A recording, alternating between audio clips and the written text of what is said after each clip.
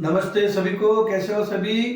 अभी जैसे हमने नेक्स्ट क्लास के लिए आ गए हैं। देखो आप लोगों के सामने पिछले क्लास में मैंने ये बताया था आप लोगों को कि दो भागों में जो है क्लास करेंगे। पहली भाग में जो है कुछ इम्पोर्टेंट शब्दों को अभ्यास करेंगे और दूसरी भाग में कुछ नया सेंटेंस, नया वाक्य बनाने का अभ्यास करेंगे। ये बात हुआ था। उसके अतिरिक्त भी मैंने कुछ इस टेबल आज जो आपको बोर्ड में जो दिख रहा है कुछ नया लाया हूं कि ऐसे है कि अगर इस चार्ट को आपने ध्यानपूर्वक पढ़ लिया तो आधा कन्नड़ आप ग्रहण कर लिया। ठीक है। और बड़े मैंने मेहनत से इसको लिखा हूं अभी देखो आप लोगों को, ताकि कैमरा में वीडियो में बढ़िया स्पष्ट दिखने के लिए बढ़िया सा लिखना भी जरूरी है, इसलिए मैंने बड़े शिद्दत से इसको लिखा है। ठीक है। तो आप इस चार्ट की तरफ ध्यान दे दो। इस चार्ट को अगर आपने एक बार अपने ध्यानपूर्वक पढ़ के इसको मनन कर लिया तो आप मैक्सिमम कन्नड़ के ऊपर अपने ग्रिप बना लिया, समझ लेना। ठीक है। तो चलते हैं अभी चार्ट के बारे में। चार्ट क्या कहता है देखते हैं, चार्ट में कैसे किया है। और इस कुछ नहीं है, थोड़ा सा ध्यान दे दो, ध्यान इधर उधर मत दो, अभी थोड़ा सा ध्यान दे दो। बड़ा इजी है, बड़ा सिंपल है, आप सीख लोगे। ठीक है। अभी चलिए, मैंने इसमें से कुछ शब्दों को ऑलरेडी मैंने आप लोगों को पहले क्लासों में मैंने बता चुका है, फिर भी इस चार्ट में वो दोबारा दोहराया गया है। कुछ शब्द ऐसे भी है कि पहले मैंने आप लोगों को बताने का कोशिश किया, लेकिन इस चार्ट के जरिए बताने से आप लोगों को और आसान हो जाएगा। वो तो हमने शब्दों को अभ्यास करने का तरीके से हमने आपको शब्दों को जो है लिख के अभ्यास करवाया, लेकिन अभी चार्ट के अनुसार अगर करेंगे, इसमें एक सिस्टमेटिक तरीका ढूंढ के लाया हूं। और ये सिस्टमेटिक तरीका से आप अगर सीख लोगे तो कुछ लोग तो पहले क्लास जिसने जो देखा है, जिसने भी नहीं देखा है वो पहले क्लास भी देख सकते हो। तो इसमें से जो है कुछ शब्द आए हैं, उसको दोबारा दोहराएंगे कोई बात नहीं, लेकिन चार्ट के तरीकों को लेके साथ में चलेंगे। ठीक है। अभी चलिए, मैं या मैंने। देखिए आप लोगों को एक चीज और बताता हूं मैं, बहुत इंपॉर्टेंट पॉइंट है। एक दो लॉजिक मैंने आज ऐसे लाया आप लोगों को कि अगर उस पर भी अगर आप ध्यान दोगे तो बहुत आप बढ़िया ग्रिप बनाओगे कन्नड़ बोलने में। कैसे? ये जो है ऊपर वाला जो रो है, ऊपर वाला जो लाइन है, ये पूरा अपने से संबंधित है। आप लोग हिंदी पढ़ के आप देख सकते हो, मैं, मैंने, मुझे, मेरा, मेरे से, यानी अपने से संबंधित। ये जो दूसरा लाइन जो है वो अगला जो हमारा सामने व्यक्ति रहेगा उनसे संबंधित है। ठीक है। देखो, आप, आपको, आपका, आपसे। ठीक है। और इसी तरह तीसरा जो रो है, तीसरा लाइन जो है वो बहुवचन, जैसे सामने से जो रहेगा उनका बहुवचन, वे, उन्हें, उनको, उनका, उनसे। अब ये एक वचन से होगा, ये देखो अपने व्यक्तिगत अपने बारे में अगर कुछ बात करना है तो ये वाला लाइन देखो, ध्यान से देखो इसमें। और दूसरा सामने वाले के बारे में अगर बोलना है, सामने वाले के लिए कुछ शब्द सेंटेंस बनाना है तो उसके लिए ये। और तीसरा जो सामने अगर बहुत सारे लोग हैं या बहुत सारे प्राणी हैं तो उनके बारे में बोलना है तो ये तीसरा लाइन अप्लाई हो जाएगा। देखो, 1 2 3 ये बनाया। इसमें फिर ऐसे, अभी तो आपने ऐसे देख लिया। ठीक है, ऐसे देख लिया। अभी ऐसे देखेंगे। ठीक है ना, अभी तो आपने ऐसे देख लिया ना, अभी ऐसे देखेंगे। ऐसे में क्या है, देखो, मैंने, मुझे, मेरा, मेरे से। इसका तो आपको बताने की जरूरत नहीं, आप लोग हिंदी भाषी हो, आप लोगों को तो पता ही है कि मैं और मैंने कब इस्तेमाल करते हैं और मुझे कब इस्तेमाल करते हैं, मेरा कब इस्तेमाल करते हैं और मेरे से कब इस्तेमाल करते हैं, आप लोगों को पता है। और उस स्थिति में कन्नड़ में कैसे बोलेंगे, ये अभी मुद्दा है। अभी तो उस मुद्दे को अभी देखते हैं। चलिए, मैं और मैंने, ये दोनों के लिए कन्नड़ में लिखेंगे नानु। किसी वाक्य को अगर बोलना शुरू करोगे कि मैं या मैंने फलाना जगह में जाना है, तो उसके लिए आप बोलोगे नानु दिल्ली को जाना है, नानु दिल्ली के होगोदिदे। नानु पहले संबोधित करोगे, जैसे मैं या मैंने का अगर बोलना अगर सेंटेंस शुरू करोगे तो उसमें पहले नानु बोलोगे। उसी तरह मुझे मुझे किताब चाहिए, मुझे किताब चाहिए अगर बोलना है आप लोगों को, तो आप उसमें सेंटेंस शुरू करने से सबसे पहले ननगे बोलोगे। ननगे पुस्तक बेकू, ननगे किताब चाहिए, ननगे पुस्तक बेकू, ननगे पहले आ गया ना। उसी तरह मेरा का स्थान पे कन्नड़ में नन्ना बोलेंगे, नन्ना।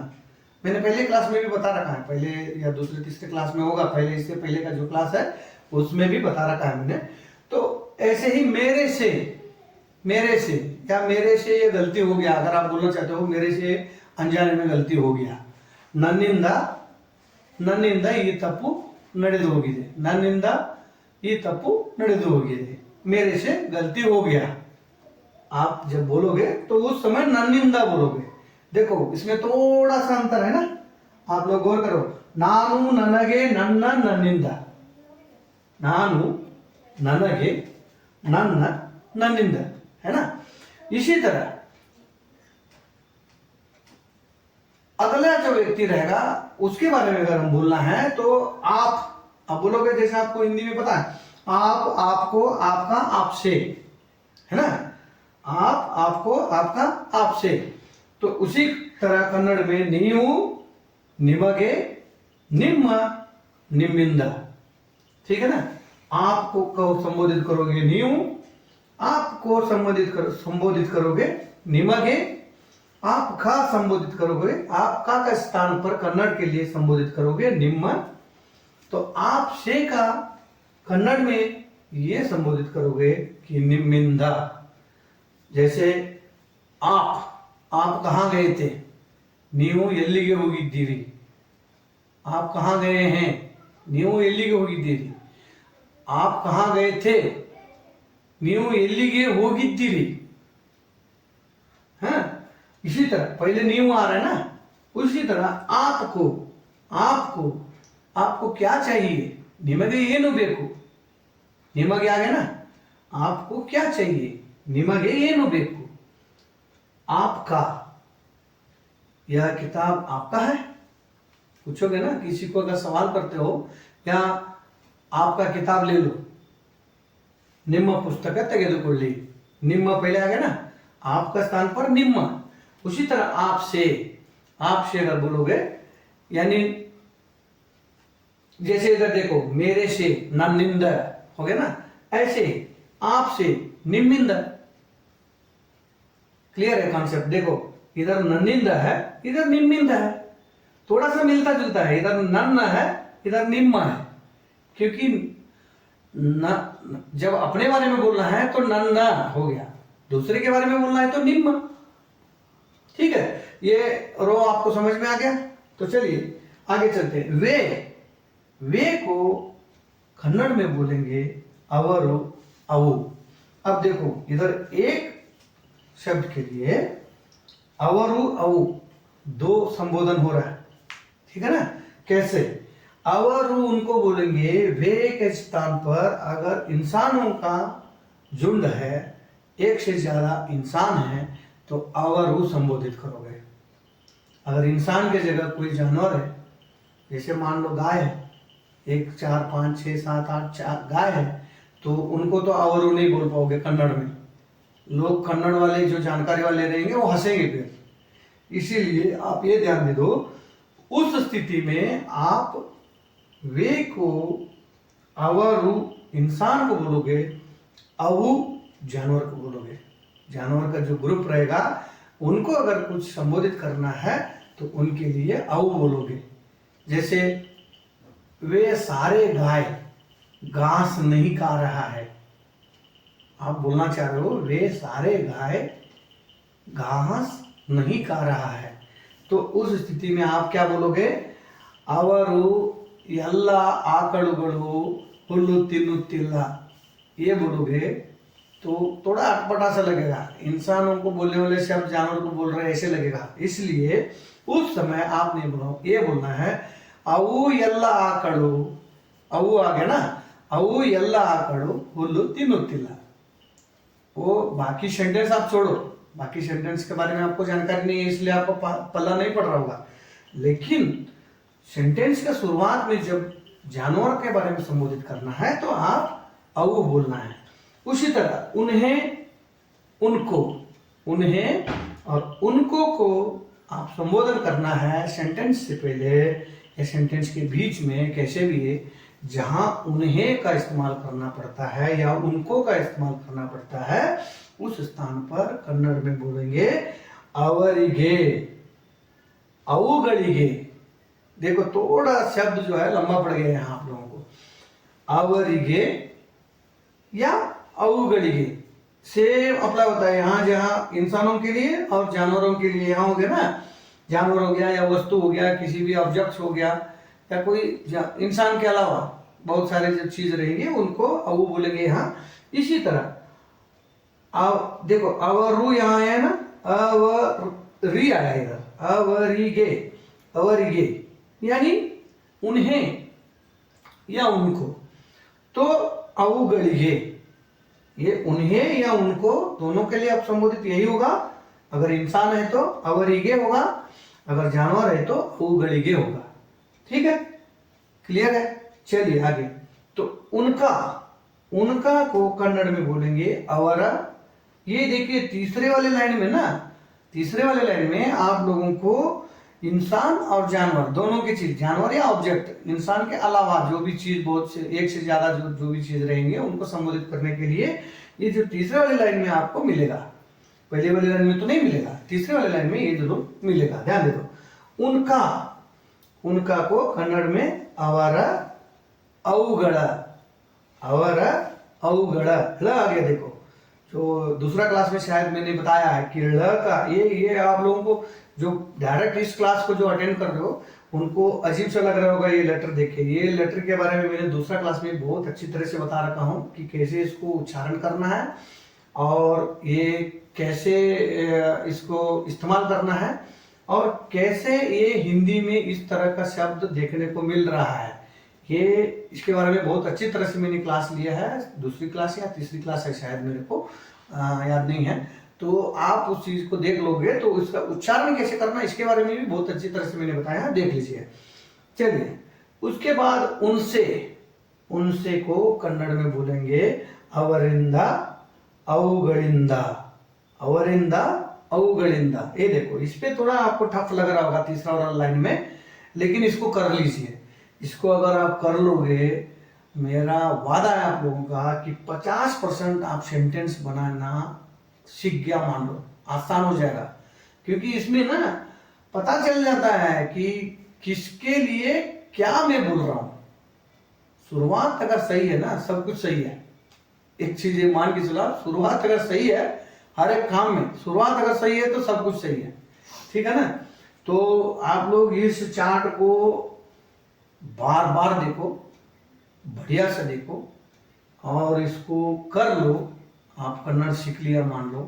बाकी मैं जो कल जैसे आप लोगों को मैंने कल का क्लास में बताया था उसी तरह 2 पार्ट में प्रत्येक क्लास को अभ्यास करवाने का पूरा मेरा प्रयास रहेगा और उसमें यही चीज बार बार आएगा, बार बार आएगा। ये आप लोग इस चीज को फॉर्मूला समझ के इसको रख लो, कहीं किताब उताब में लिख के बढ़िया से इसको रख लो और ये आपको बहुत काम देगा, बहुत काम देगा। अगर कन्नड़ सीखने का इच्छा है, कन्नड़ सीखने का प्रयास कर रहे हो तो ये बहुत काम देगा और इससे बहुत आपको आसानी का रास्ता मिल जाएगा, बहुत बढ़िया से, बहुत बढ़िया से मिल जाएगा। और इसको रख लीजिए। और ये भी मैं बताता हूँ, शुरुआत में मैं बोला था कि आज 1-2 लॉजिक ऐसे लाया हूँ कि आप लोगों को कन्नड़ में बहुत ज़्यादा मदद करेगा। वो लॉजिक ये है, एक लॉजिक तो ये चार्ट हो गया, ये चार्ट पहली लॉजिक समझ लीजिए। दूसरी लॉजिक ये है कि कभी भी कन्नड़ में मेल के बारे में अगर बोलना है तो ला अंत में न आएगा। अगर फीमेल के बारे में बोलोगे अंत में ल आएगा। अगर वस्तु के बारे में बोलोगे अंत में व आएगा। जैसे जैसे देखो, अवनु, अवनु,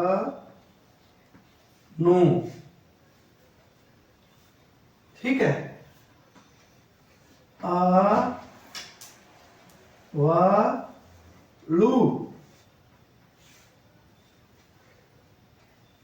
औ,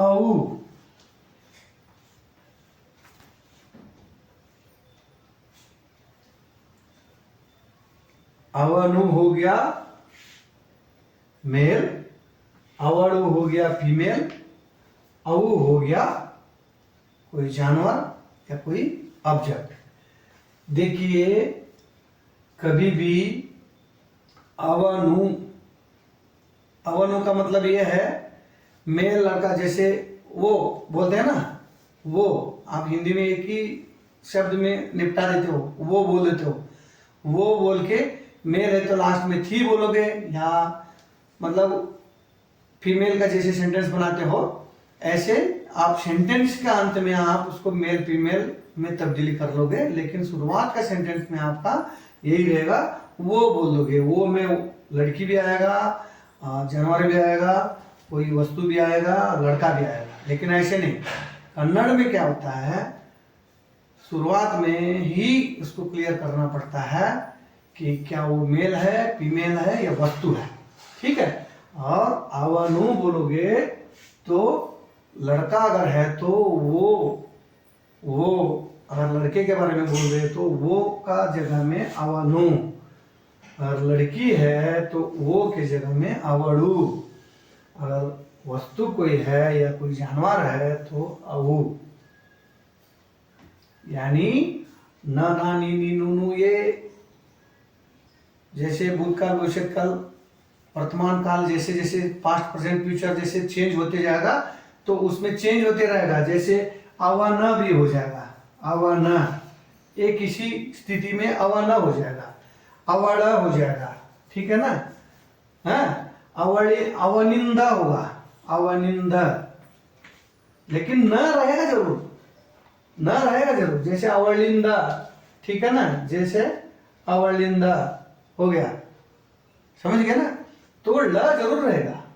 जो अवगड़िंदा, जैसे ये अवगड़िंदा है ना, ल जरूर रहेगा। अवन, अवर, जैसे ये अवन इसमें नहीं है, ठीक है ना। तो इस तरह का जब मेल फीमेल वस्तु के अगर बारे में बोलोगे तो मेल में न का उच्चारण रहेगा, ना, ना, नी, नी, वो समय के अनुसार चेंज हो जाएगा, लेकिन न का ही कार रहेगा, ठीक है। ल कार रहेगा, व कार रहेगा, ठीक है। आई होप आप लोग सभी समझ रहे हो, और मैं पूरा प्रयास कर रहा हूँ समझाने का, पूरा कोशिश कर रहा हूँ, क्योंकि कन्नड़ और हिंदी में बहुत आसानी से मेल कहा जाते हैं सब्जेक्ट, क्योंकि कोई स्पेलिंग का टेंशन नहीं, कोई किसी का टेंशन नहीं। थोड़ा आप ध्यान लगाने की जरूरत है, और थोड़ा सा ध्यान लगा लोगे और यूं ही सीख जाओगे आप, ये मेरा गारंटी है। आप इसको चार्ट को कर लीजिए। आज की क्लास के लिए इतना ही है, और अगला क्लास के लिए जो है हम तैयार करके आएंगे, और बढ़िया सा आप लोग तैयारी करते रहो और बढ़िया सा ध्यान देते रहो, और इससे बेहतर क्लास लेके हम अगले क्लास में मिलेंगे। धन्यवाद।